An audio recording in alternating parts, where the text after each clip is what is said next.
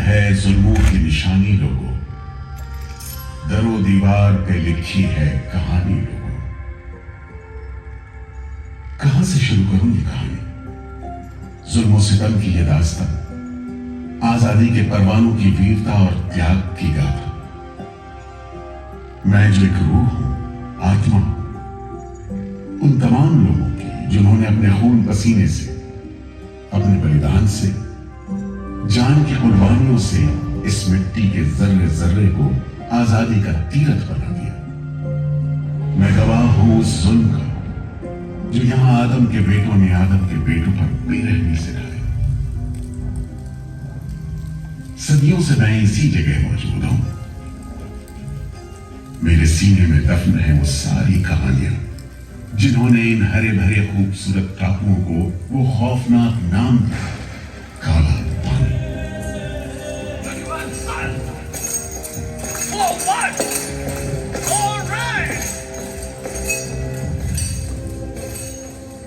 तो वहीं से शुरू करते, उसी हरियाली से जो कैद करने वालों के जुल्म और कैदियों का खून पसीने से बेदाग।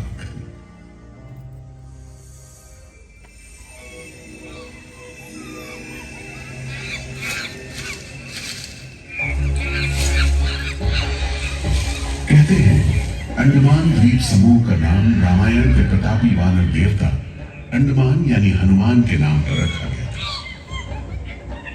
पुराने जमाने से यह कहानी चली आती है कि जब राम ने लंका पर चढ़ाई करने की योजना बनाई थी तो पहले इन्हीं टापुओं से धावा मारने की सोची थी, लेकिन बाद में इरादा बदलकर धनुष कोटि से हमला किया। इतिहास और पुराण में अंडमान द्वीप समूह इसी सिलसिले में याद किया जा रहा है। उधर दूसरी शताब्दी के रोमन भूगोल शास्त्री टॉमी ने इन टापुओं को दुनिया के पहले नक्शे में जगह दी और नाम रखा एग्डेवन, एक ग्रीक गॉड एगेमेम्नॉन के नाम पर, जो भाग्य का प्रतीक है। इन टापुओं की तरफ लोगों का आना शुरू हुआ। धर्म प्रचारक, लुटेरे, बागी, मल्ला, किस्मत आजमाने को निकले जहाजी, हर तरह के लोग यहां आते रहे। 18वीं सदी के अंत में ईस्ट इंडिया कंपनी ने इन टापुओं पर एक बस्ती कायम करने की कोशिश की और यहां लेफ्टिनेंट आर्चिबाल्ड ब्लेयर को भेजा, मगर यह कोशिश नाकाम रही और अगले 60-70 बरस तक किसी ने इन टापुओं की सुध नहीं ली।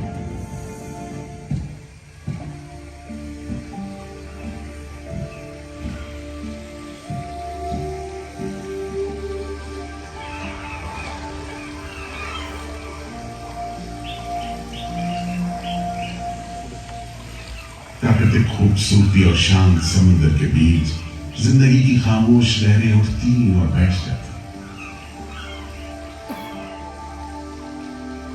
उगते सूरज के साथ पक्षी जागते और डूबते सूरज के साथ इन टापुओं पर जिंदगी सुकून से सो जाती। कि तभी भारत का पहला स्वाधीनता संग्राम यानी 1857 की आजादी की लड़ाई शुरू हो गई।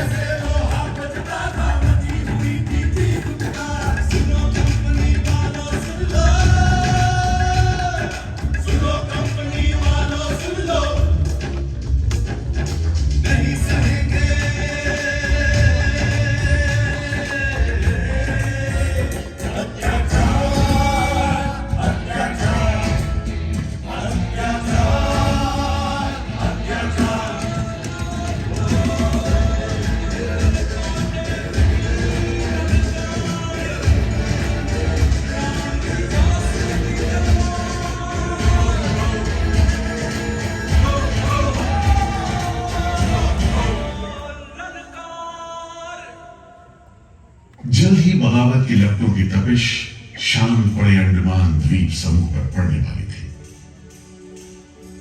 आजादी के मतवालों को सबक सिखाने के लिए फिरंगी सरकार ने 15 जनवरी 1858 को पूरे के पूरे अंडमान द्वीप समूह को एक कैदखाने में बदलने का फैसला किया।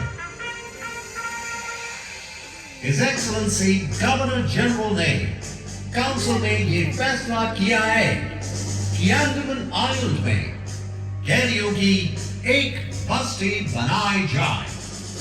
इसमें शुरू में ऐसे मुजरिम रखे जाएं जिन्हें बगावत और राजद्रोह और इससे ताल्लुक रखने वाले दूसरे अपराधियों के लिए कैद या देश निकालने की सजा दी गई हो।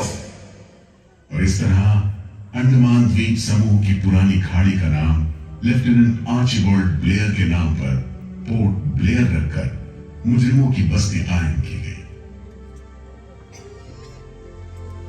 सन 57 के वीरों के नक्श कदम पर कुछ ही साल बाद अंडमान की धरती पर पैर रखे वहाबी आंदोलन के राजनीतिक बंदियों ने 1860 से 1872 के बीच बहुत से वहाबी आंदोलनकारी अंडमान भेजे गए। सरहदी सूबे का रहने वाला एक पठान शेर अली आफरीदी भी अंडमान में उस समय उम्र कैद की सजा काट रहा था और अंग्रेजों से बदला लेने के लिए मौके की तलाश में था।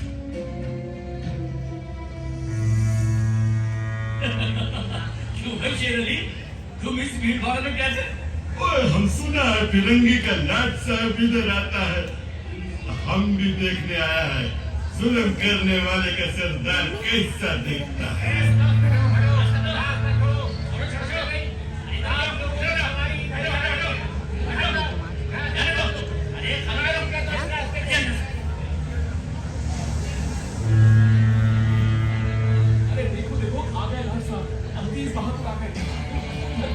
मिस्टर बर्ड, मैं सोचता हूँ कि इस खूबसूरती के बीच रहने के लिए प्रिजनर होना भी मैं एक्सेप्ट कर लेता।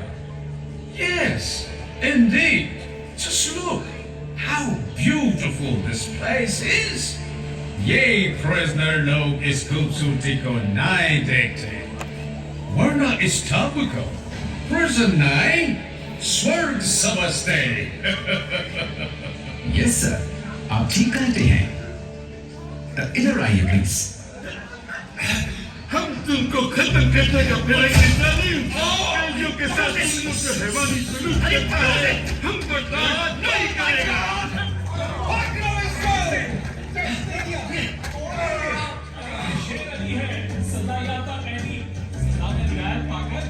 दुकान चलाता है।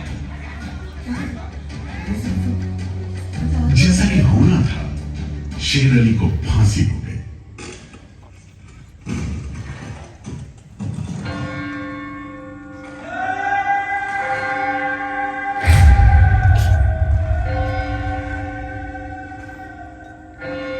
शायद इसी घटना का असर था कि ब्रिटिश सरकार ने कैदियों के साथ और भी कड़ाई बरतने के बारे में गंभीरता से सोचना शुरू किया।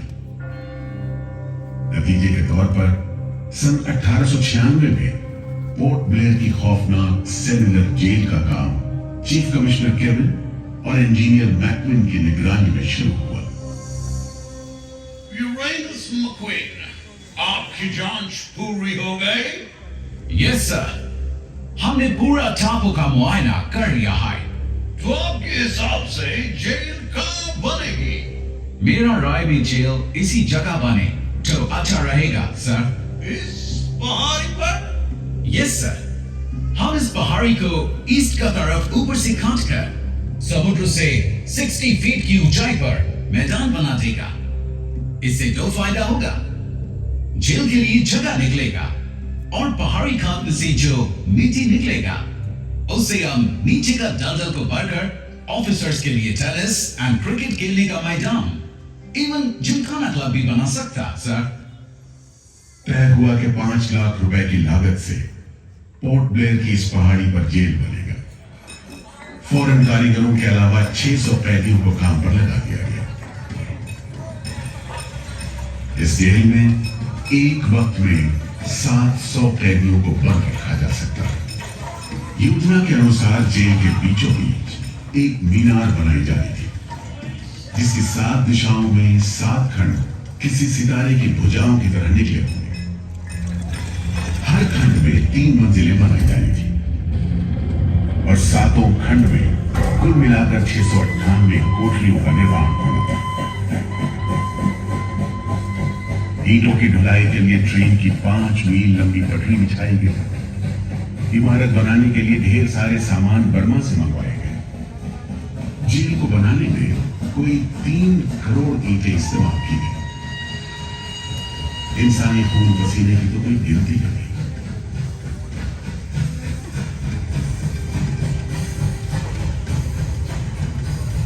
सुबह, दोपहर, शाम, रात घोड़े चलते रहे और काम होता रहा।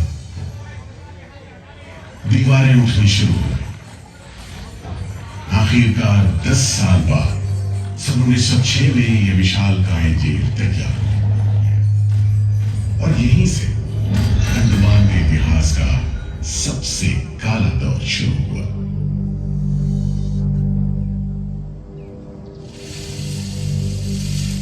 हाँ, सच कहते हो। आज भी उस दौर को याद करके झुरझुरी सी हो जाती है। मैं पुराना पीपल का पेड़ जेल खाना बनने के इस लंबे अरसे में हर रोज अपनी जान की खैर मनाता रहा, क्योंकि इस पहाड़ी पर उगे हुए घने जंगल साफ करने के दौरान बहुत से लोग थे जिनका ख्याल था कि मुझे भी और पेड़ों की तरह काट गिराया जाना चाहिए। लेकिन मैं बच निकला। मेरी किस्मत में शायद खड़ा रहकर इस जेल में होने वाली यातनाएं देखना लिखा था। हर एक कैदी जेल के फाटक के भीतर आकर मेरी डायरियों के नीचे से ही निकला है।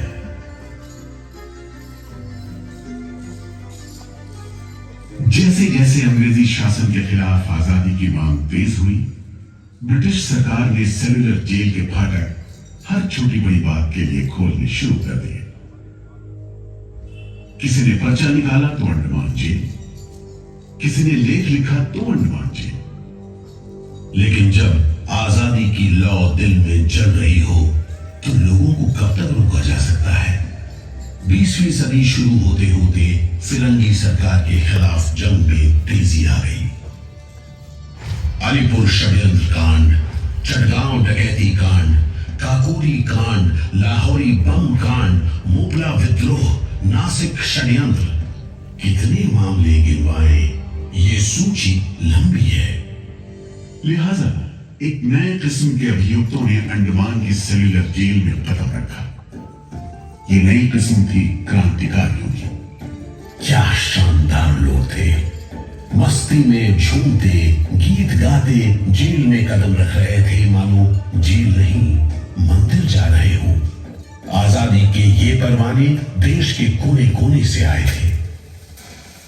सरफरोशी की तमन्ना अब हमारे दिल में है, देखना है जोर कितना बाजुए कातिल में है। वक्त आने दे, बता देंगे तुझे आसमां, हम अभी से क्या बताएं, क्या हमारे दिल में है। सोहम सिंह भगना हाजिर। मोतीलाल वर्मा हाजिर। पंडित परमानंद शास्त्री हाजिर है। बटुकेश्वर दत्त हाजिर। सचेंद्र नाथ सान्याल हाजिर। उल्लासकर दत्त हाजिर। पृथ्वी सिंह आजाद, पृथ्वी सिंह आजाद हाजिर। हर आदमी के दिल में स्वाधीनता की लौ जल रही थी। इस जोत को बुझाने का काम ब्रिटिश सरकार ने जिस अफसर को सौंपा वो था सेलुलर जेल का जेलर डेविड बेरी। जमादार। जी हुजूर। नया कैदी लोग आया? जी सरकार, सभी लाइन से खड़े ठीक है, सुनो, इनसे कह दो कि इस जगह पर हम शेर को पालतू बनाता है। तुम जेल का दीवार देता है, जानता है इसको इतना नीचे क्यों बनाया? इधर से कोई भागने को नहीं सकता। यह सब तरफ 1000 माइल्स तक पानी है और ऊपर खुदा है, और तुम हमको देखता है? हम इधर का खुदा है, डेविड पेरी।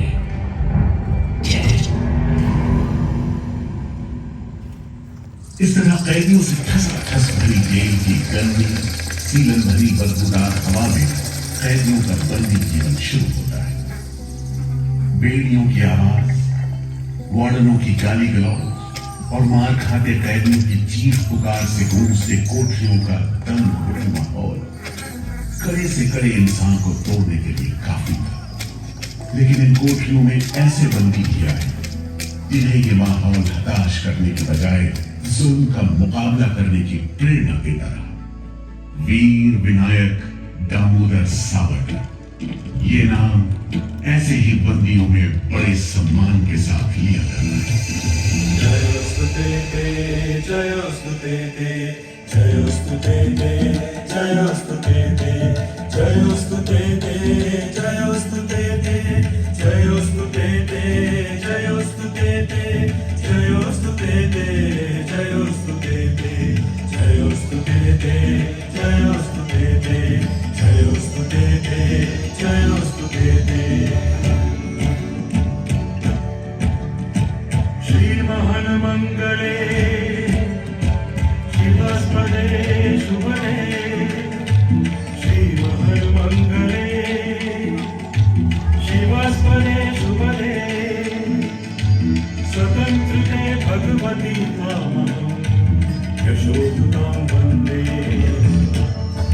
जयोस्तुते जयोस्तुते जयोस्तुते जयोस्तुते।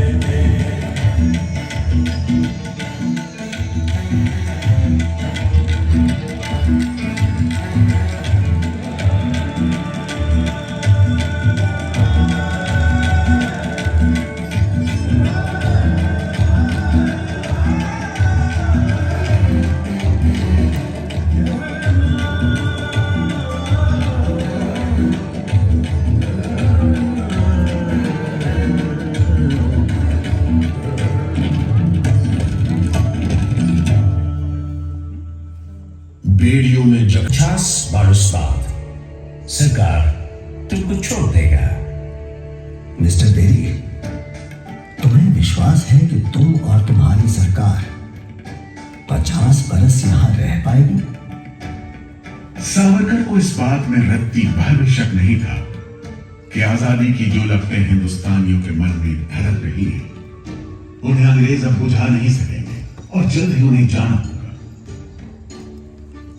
इसी प्रबल विश्वास के बल पर सावरकर 10 बरस लंबा अरसा सेलुलर जेल की एक ही कोठरी में रह सके।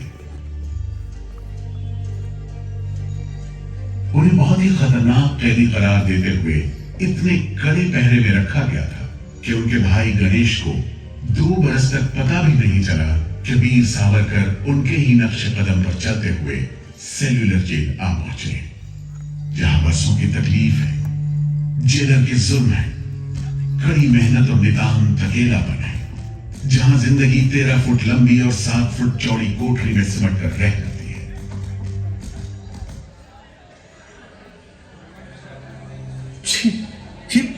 ये कैसा रद्दी खाना है?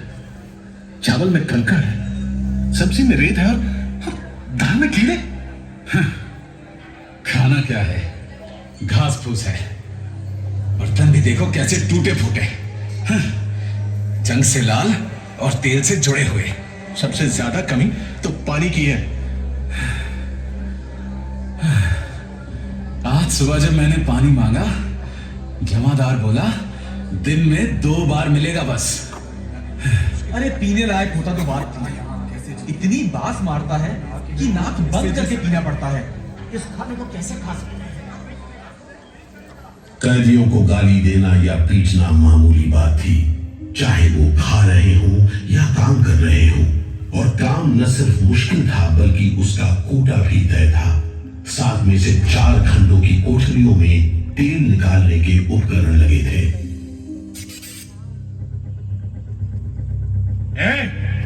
इंदुभूषण, सुधीर, हेमचंद, तुम लोग इधर चलो। नारियल के बोरे उठाओ। हर बोरे में है 25 सेर नारियल। इन्हें पहुंचाओ तीसरी मंजिल पर। शाम तक हर आदमी को 30 पाउंड तेल निकालना है, समझे? हम इतना तेल कैसे निकालेंगे? वो मशीनें तो हाथ से चलानी पड़ती हैं। जबान मत लड़ाओ बदमाश। जो हाथ बम पिस्तौल चलाते हैं वो मशीन नहीं चला सकते। चलो जल्दी करो, भाग कर जाओ और काम करो।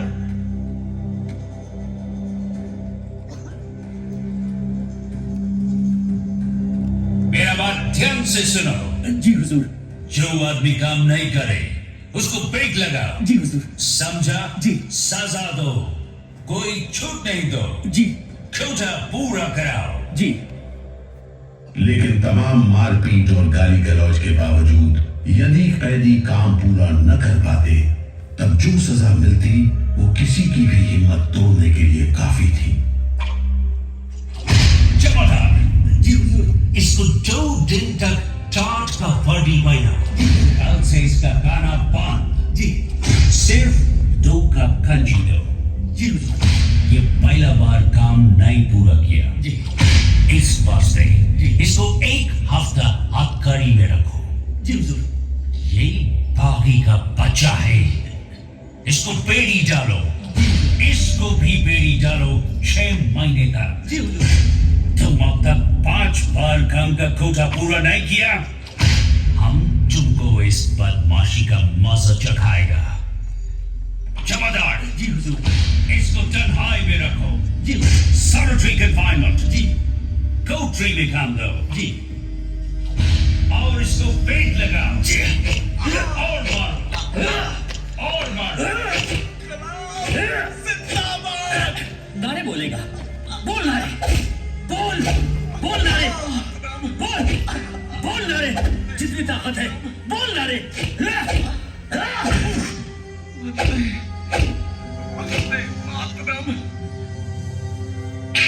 उल्हासकर दत्त ने इस सारी तकलीफ की दिल को छू लेने वाली तस्वीर खींची है। हमारे गांव में तेल के लिए कोल्हू में बैल जोते जाते हैं। वो भी दिन में 10 से 12 सेर से ज्यादा तेल नहीं निकाल पाते।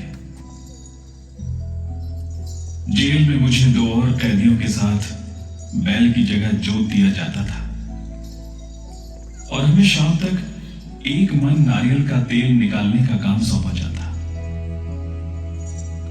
जमादार हमें दौड़ने पर मजबूर करते और रफ्तार धीमी होने पर कोड़े मारते।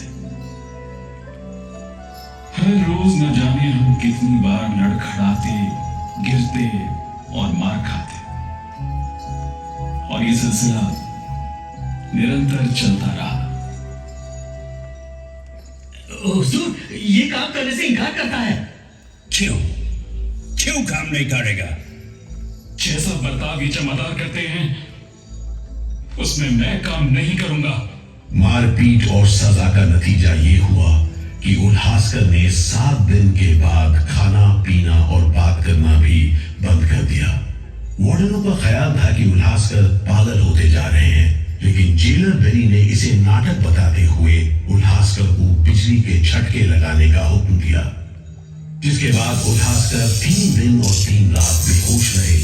उसके बाद कहीं जाकर डॉक्टर को बुलाया गया।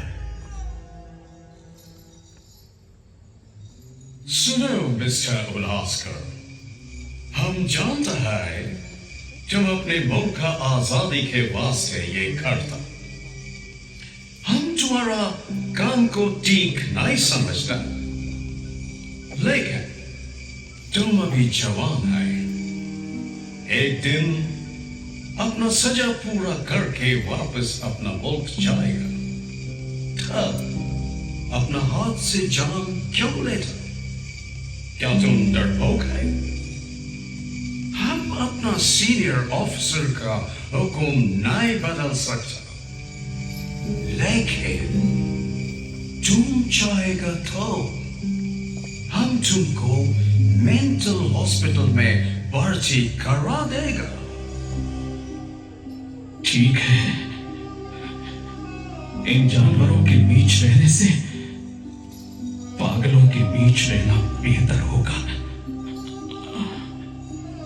उल्हासकर की सारी तकलीफ का जेलर डेविड बेरी पर कोई असर नहीं हुआ।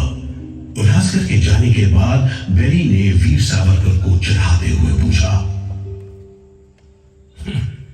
क्यों सावरकर, तुम भी पागलपन का बहाना करेगा क्या? तुम्हारे बाद मिस्टर बेरी।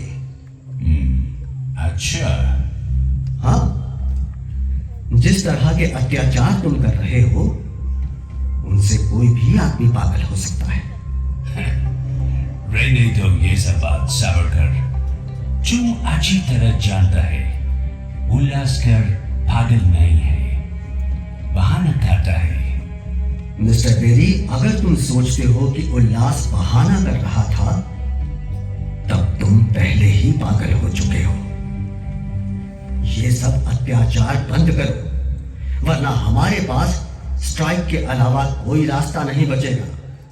छूट नहीं, रियायत नहीं तो काम नहीं, छूट नहीं, रियायत नहीं तो काम नहीं। हमारी मांगे पूरी करो, पूरी करो।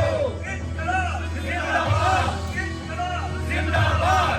बंदियों को छोड़ दो, छोड़ दो, बंदियों को छोड़ दो, छोड़ दो। और इस तरह कैदियों ने अपना आखिरी हथियार इस्तेमाल करना शुरू किया।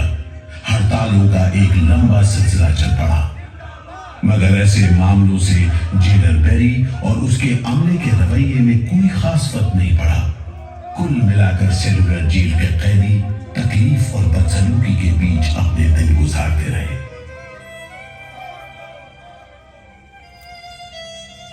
मगर एक सुख का स्मरण ना करना नाइंसाफी होगी।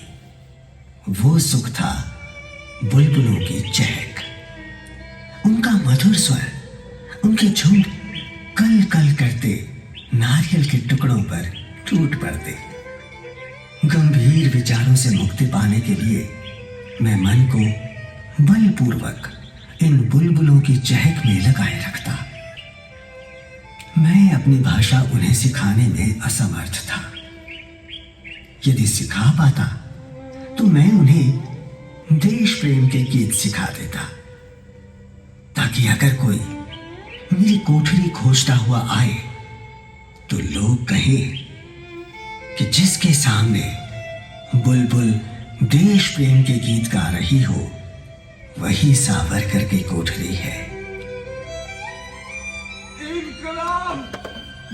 एक बार में 3 कैदियों को फांसी पर लटका दिया जाता।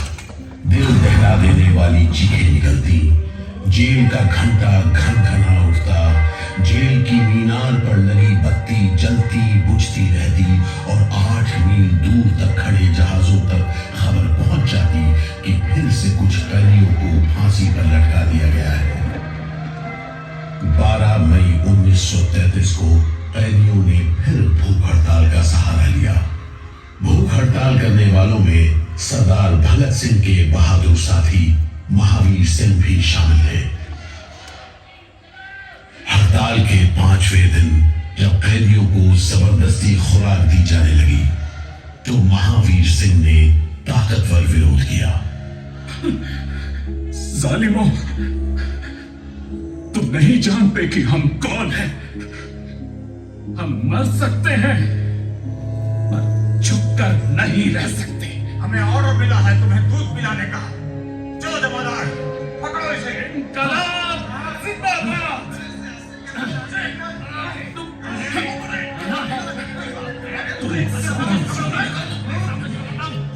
हम जबरदस्ती नहीं सहेंगे।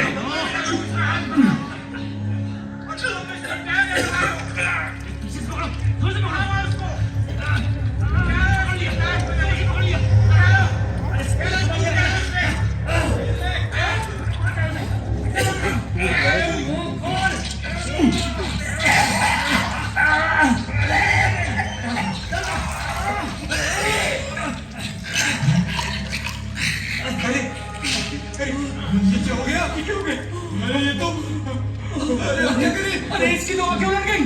अरे इसकी तो आंखें उलट गई है। अब क्या करें?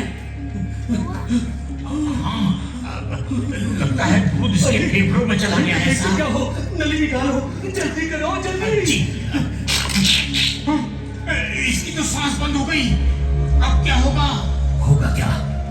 लाश को गुपचुप ठिकाने लगा दो, किसी को कानो कान खबर ना हो। मैं तो कहता हूँ साहब, इसकी लाश को बोरे में डालकर पत्थर से बांधकर समंदर में बहा दीजिए। कैसा? बिल्कुल ऐसा ही करो। छत पर ले जाओ उसे, झटपट ले जाओ। लेकिन ये खबर छिपी नहीं रह सकी। जब लोगों को पता चला तो देश भर में विरोध की भीषण लहर फैल गई।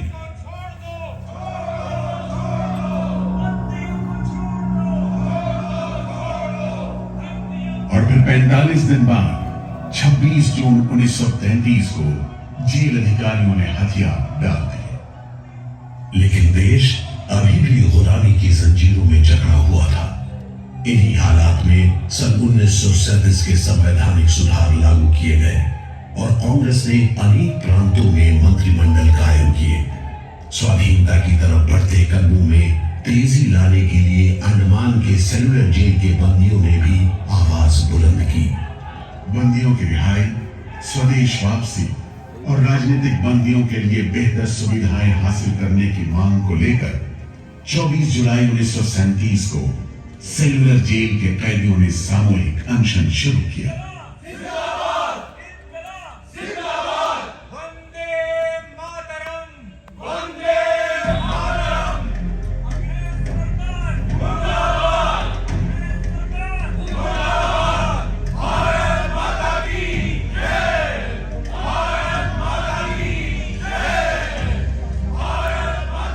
इस भूख हड़ताल का असर पूरे देश पर पड़ा। जगह जगह कैदियों के समर्थन में आंदोलन होने लगे। सारे देश के राजनीतिक बंदियों ने अनशन शुरू कर दिया।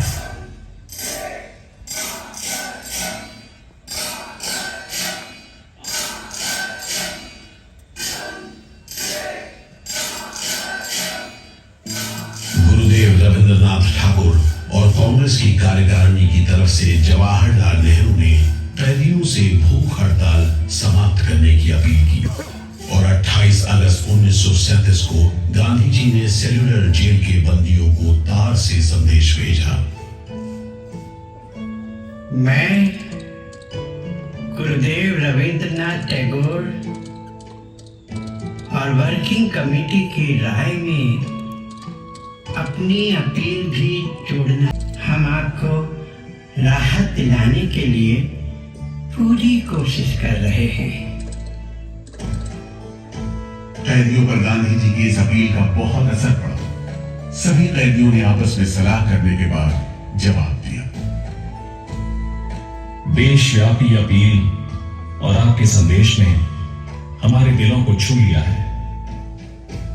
हम इस भरोसे पर भूख हड़ताल मुलतवी कर रहे हैं कि सारे देश ने हमारी मांगों और हमारे उद्देश्य को अपना बना लिया है। वंदे मातरम। 36 दिन के संघर्ष के बाद एक बार फिर बंदियों की जीत हुई। नतीजे के तौर पर सितंबर 1937 से सेलुलर जेल के कैदियों की स्वदेश वापसी शुरू हो गई। आखिरी जत्था जनवरी 1938 में रवाना हुआ और 80 साल बाद सेलुलर जेल राजनीतिक बंदियों से खाली हो गई और अंडमान द्वीप समूह के इतिहास का एक तकलीफ दौर खत्म हो गया।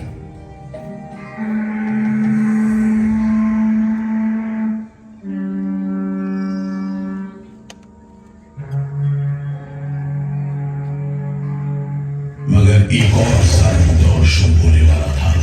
1939 में दूसरा विश्व युद्ध शुरू हुआ और 1942 में जापानियों ने अंडमान पर कब्जा कर लिया।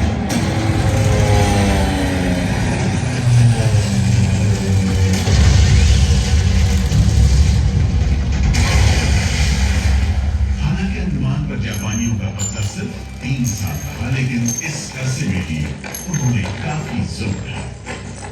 हर नागरिकों की नजर में अंग्रेजों का जासूस था। हर रोज खेतों से, दूर दराज के गांव देहात से दसियों लोग पकड़े जाते और मौत के घाट उतार दिए जाते। बहुत से लोग तो खाने की कमी के कारण जहाज पर लादकर दूर समंदर में फेंक दिए।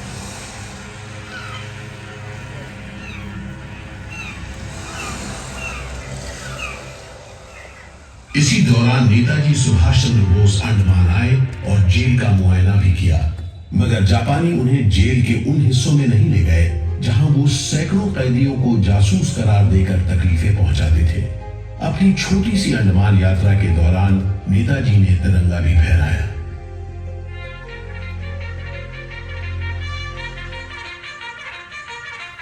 अगस्त 1945 में दूसरा महायुद्ध समाप्त हुआ और 3 साल 6 महीने 15 दिन के कब्जे के बाद अक्टूबर 1945 में अंडमान की जापानी छावनी ने अंग्रेजों के आगे हथियार डाल दिए।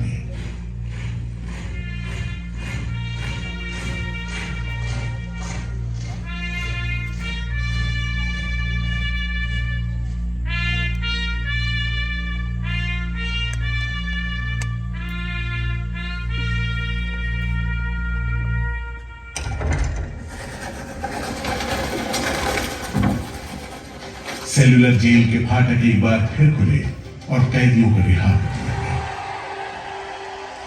इसके बाद 2 साल के अंदर भारत में ब्रिटिश सरकार का शासन खत्म हो गया।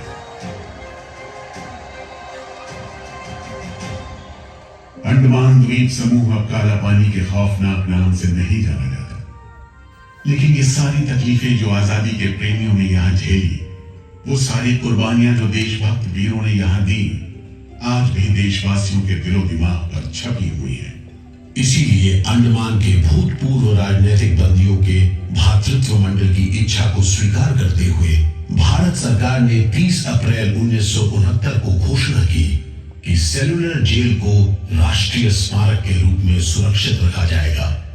भारत की आजादी के दीवानों ने जो अमानवीय यातनाएं इस कारागार में सही, ताकि भारतवर्ष आजादी की उन्मुक्त हवाओं में सांस ले सके, उन बलिदानों को आने वाली पीढ़ियां भूल नहीं पाएंगी।